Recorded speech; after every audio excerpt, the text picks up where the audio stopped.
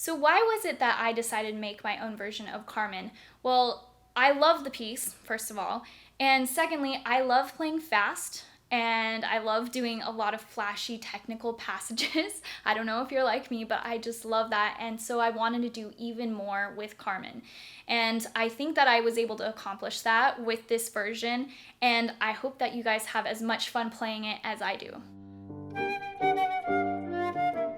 Hi everyone, I am so excited about today's video because my version of Carmen Fantasy is finally published and ready for you to play. And I can't wait to hear what you guys do with it. If you do play it, make sure to use hashtag #CarmenFlute so that I can see it and hear what you do with it and repost it. Anyway, in today's video, I am going to talk about why I decided to make my own version and how I went about the process, as well as the unique way that I printed it to make it easier on you. And then finally, I'm also going to talk about the different sections that I added to it to make it what it is now. So let's get started. I first heard Carmen when I was about 7 years old. I heard the Habanera, which is of course one of the most popular or the most popular theme from Carmen that everybody knows, and I really wanted to play it. And the main flute version is obviously very technical, and given that I was 7 years old, I was not ready to play it yet. And so I kept working really, really hard. And then finally, when I was in high school, I ended up getting to play it. My teacher finally said, "You are ready." And so I was so excited. I listened to it a gazillion times. I played it every single day, and I ended up playing it for a lot of competitions and master classes. I specifically remember once playing it for Jeannie Baxdresser at the Northern California Flute Camp, which was really fun to do, and I just played it all the time. Then I went to Colburn Conservatory, and I heard all these violinists playing all these different versions, and in my mind I kind of always thought, oh, there's just one Carmen Fantasy, and then I realized, oh my goodness, there are so many amazing themes from the opera that were missing. I had, of course, watched the opera, but I had never really thought about the fact that so many of the themes were missing from the flute version. And so I kind of challenged myself to create my own version and include some of those themes that I really missed from the opera with the flute version. And so I ended up tweaking it and adding a flourish here, adding a new section there, and just making it my own. And it's now been the piece of music that I have played more than anything ever. And I've played it for tons of recitals. It is included in my debut album, and that whole album is just like my favorite pieces on flute, and so of course I had to include Carmen. And then what ended up happening is that people heard my recording, or they would hear me play it in recitals, and then almost daily people were writing me and saying, I want to play your version. And honestly, my part was also just a mess. It was just, copy and pasted stuff all over the place, this big art project, and not the easiest to read. And even just for myself, I was just like, you know what, I should just sit down and make a copy of this. And people expressed a lot of interest, so I decided, well, why not publish it? Now let's move on to the actual printing of the music and what I did that was special with that. So a lot of sheet music, I don't think a lot goes into making the cover. I think they pick a random color and just slap it on the cover, and it is what it is. They put some text and that's it. And I don't think that the color even is a reflection of the piece or has anything to do with the mood that the piece is like or anything like that. It's just a cover. And that was something that I wanted to change with mine. I wanted it to be very eye-catching, something that when you saw it, you were excited to play it, something that encompassed Carmen. And so that's how I came up with this cover right here. It's simple, it's just a rose, but at the same time, the red rose to me just really fully encompasses what Carmen is. And so what I did is I was always so annoyed when I was playing other music that the piano part would have a cover and the flute part didn't have a cover. One thing that's annoying about not having a cover, which I'm sure a lot of you have experienced, is that then your music gets really banged up. The cover is there to actually protect the sheet music. So I also designed this and I was like, that looks so cool. I want that on my part. So I decided it's going to be both on the score and the flute part. So then that way when you're playing it, which, let's be honest, most of the time that it's being played is by you in your practice room. It's not with a pianist. So then that way you can actually use the cover too. The next thing that I did with the printing that is unique is that I worked out all the page turns. I don't know if you guys are like me, but a lot of times I wait till the last minute, the day before a concert or an audition, and I'm figuring out the page turns. And that is a lot of times a huge art project, which is really annoying to figure out where can I actually turn the page and how many pages can I actually have laid out without it falling off the music stand. And that is really, really annoying. And another thing that I hate is when you are in an audition or a performance and it's already a high stress situation, the last thing you need to be worrying about is, oh my gosh, am I going to be able to actually turn the page? Like, do I have enough time to actually turn the page? And I didn't want that to happen with this piece. With my version that I had before, which I told you was like a complete art project, copy and pasted and everything, there were a lot of times that I was terrified I was not going to be able to turn the page. There were definitely some risky moments that I barely turned it in time, or I'm playing with my left hand and I'm turning with the right hand. Not the most ideal thing. So when I was working on this in Sibelius, I just made sure that you would have enough time to actually turn the page. So what I did is on a page like this, I actually left part of the page blank, but you can see here there are 3 measures that will give you enough time to turn the page. Now there are 2 situations where the piano is just going dun dun dun dun dun dun, and you only have 2 measures to turn the page, and there was not a lot that I could do with that. However, what I did do is I wrote in an optional vamp that the piano can do because it's just a repeated figure, and it says allow for the flutist to turn the page.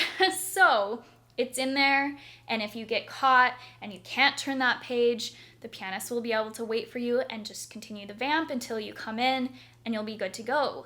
And one thing that I like about having the page turns completely worked out for you right from the beginning is the more practice that you actually have with the page turns, the better your performance or audition or whatever it is will be, because you're not going to be concerned about, oh, I'm not used to turning this page here, or I turned the page and now where do I find myself on this page to come back in if you copied only a portion of the page.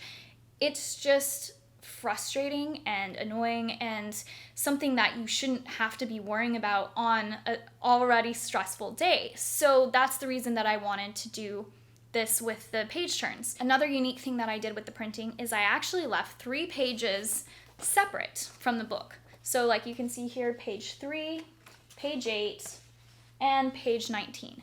So what I did is it's on the same paper that the flute book and the score are made out of, and it's the same size, it's the nice thick paper that doesn't have any bleed. And the reason that I did that is because when you traditionally copy a regular page, you have it taped. When you turn the page, then that page is now there when you turn, right? The original page that is not copied.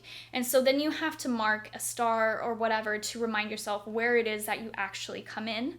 And I didn't want that to happen for you. I wanted to make it literally as simple as possible. All you have to do is tape those 3 pages in, which I just did it to make this video for you guys.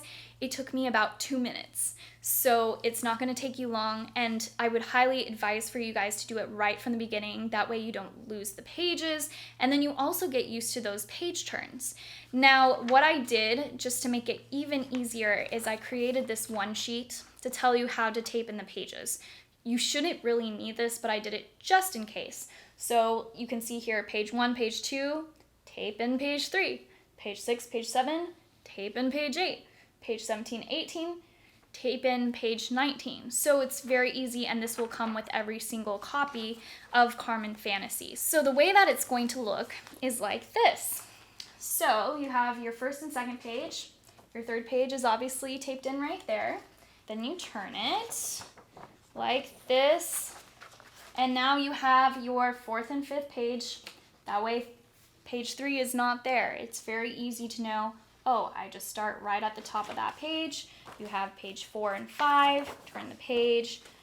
You have now 6, 7, and 8 is laid out, and so on and so forth. So it's going to make it just so much easier for you. and no art projects. Like I said, it'll take you about 2 or 3 minutes to tape it in yourself, and then you never have to worry about it again, and you get to practice with the page turns. So now that we have talked about the printing and what I did that was unique with that, I am going to talk about the different sections that I have included from the original opera Carmen. The first thing that I don't think a lot of people know is the main version that people play on flute. The first opening page is actually not from the original opera. It was created by the composer, which is beautiful. I am not bashing it whatsoever. It is wonderful. But personally, I wanted all the parts that I included in Carmen to actually come from the opera. So instead, I included 2 different sections at the very beginning. My opening section starts with the Dance of Aragon, which, as I'm sure you guessed, is a dance, and it sounds like this.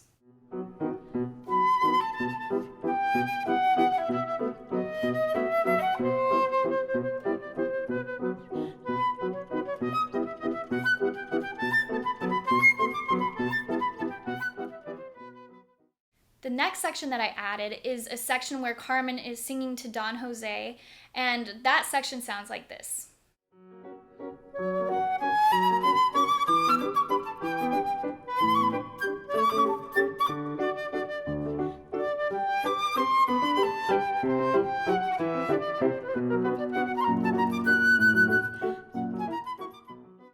The next section is the Andante Moderato, which I'm sure a lot of you will recognize, and I also added a little cadenza to it.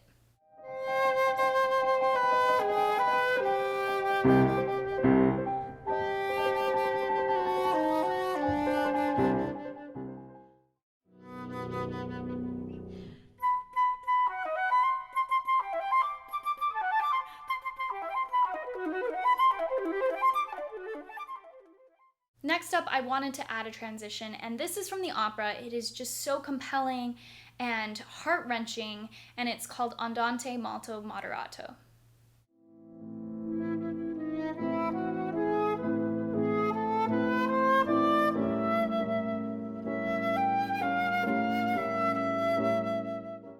This next section is literally my favorite part, which you should remember from the beginning of this video, which is the Habanera. And Carmen is just this really flirty and enticing woman, and I wanted to do even more with the Habanera to really, like I said, encompass who Carmen is. And so this is what I did with the melody.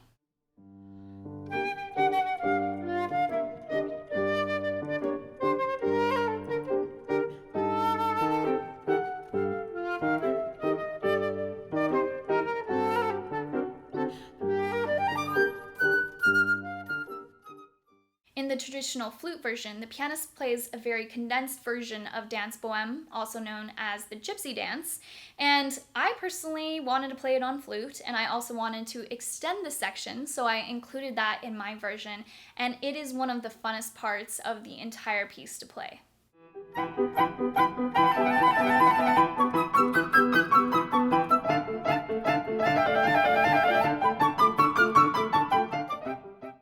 Throughout the entire piece, I add a lot of flourishes and I extend lines. In the traditional flute version, there were a lot of places left out for, I think, breaths, or they were a little bit more difficult to go down to, let's say, a low C. And so I extended all of those, added the flourishes, and you'll find that throughout the entire piece.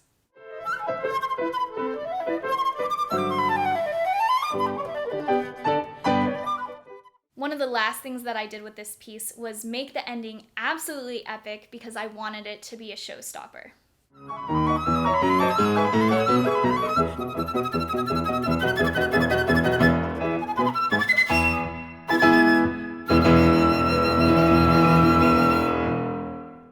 I hope that you enjoy playing my version of Carmen Fantasie as much as I do. If you want to listen to it in its entirety, you can click the link right here, and I will also have a link for it in the description.